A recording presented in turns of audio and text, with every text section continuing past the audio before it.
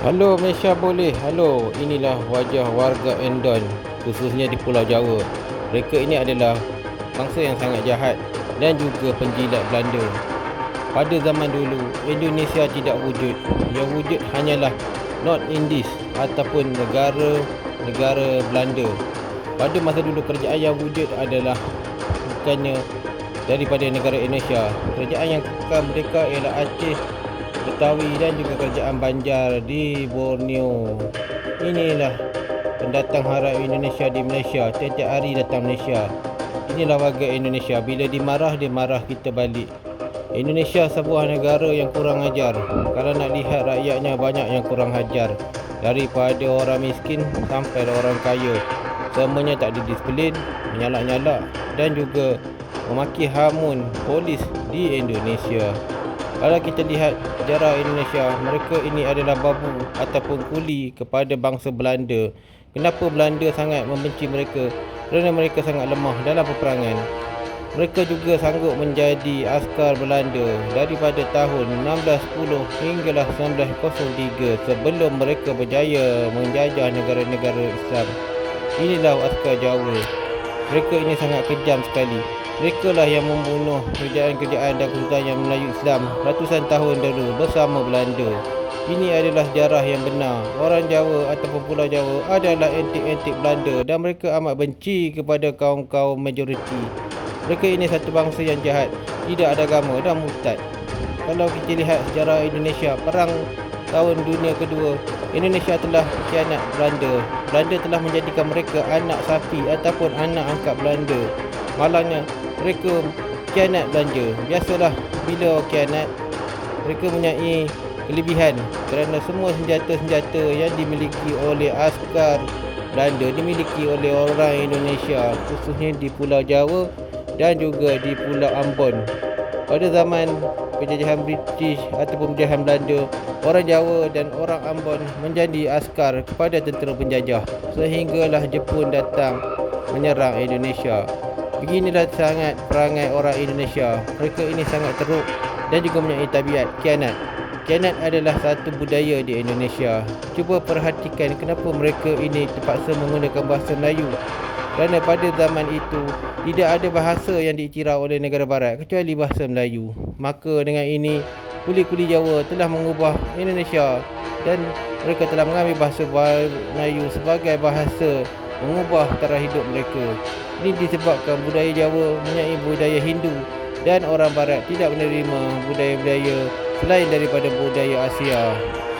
Begitulah jahatnya orang di Pulau Jawa pada zaman itu sehinggalah sekarang mereka masih mempergiatkan usaha untuk menjadikan bahasa Melayu sebagai bahasa Indonesia ataupun Jawa. Itu adalah satu perbezaan mereka daripada dulu. Orang Jawa juga selalu khianat, khususnya di Pulau Jawa. Mereka ini adalah babu-babu kita pada zaman dulu dan mereka ini sangat jahat. Mereka juga berjuang bersama Belanda, berjuang bersama Jepun dan pernah melawan dengan tentera Inggeris di Sumatera dan Borneo. Walaupun mereka ini menjadi satu bangsa yang sangat khianat, lihatlah akibatnya negara mereka sampai sekarang masih bergantung kepada rakyatnya untuk membayar gaji menteri-menterinya. Kalau kita lihat, negara Indonesia sangat susah dan miskin sekali. Mereka terpaksa bekerja untuk mencari wang dan kalau ada yang kaya, mereka akan berhijrah ke luar negara. Itu adalah satu sebab kerana Indonesia ini sebuah negara yang sangat jahat.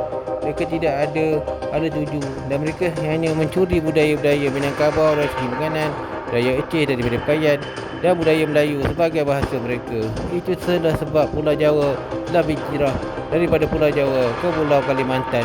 Ini disebabkan tabiat orang di Pulau Jawa yang tidak mahukan semuanya dalam keadaan yang baik. Mereka selalunya mencuri apa saja yang ada di Asia Tenggara.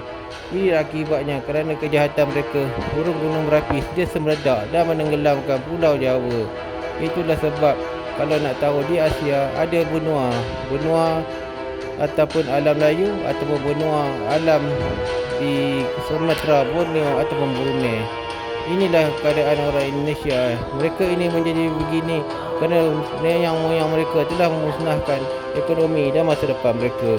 Mereka tidak ada masa depan dan mereka akan menyalah dan mencuri budaya lain. Sangat kesian sekali. Ini adalah negara Indonesia, negara yang tidak tahu hala tuju, negara yang mencuri budaya orang lain, negeri yang tidak ada daulat, dan mereka ini mencuri dan terus mencuri. Inilah disebabkan mereka memindahkan ibu kota Indonesia ke Kalimantan.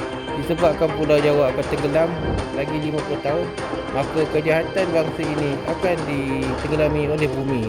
Tidak ada lagi kaum Jawa dan mereka akan menjadi negara setan. Kalau kita lihat, British dan juga Belanda telah membantu mereka semasa Perang Jepun.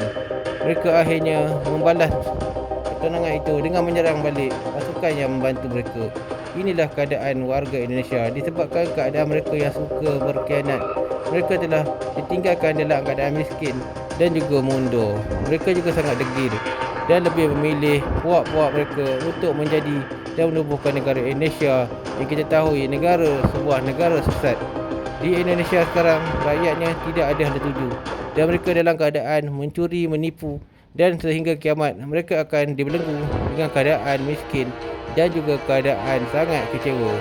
Disebabkan itu, Indonesia pada masa akan depan mereka akan menjadi negara paling sial sekali di Asia. Dan pada masa akan datang, mereka juga telah mencuri banyak budaya-budaya lain dan menyebarkannya di seluruh benua Asia Tenggara.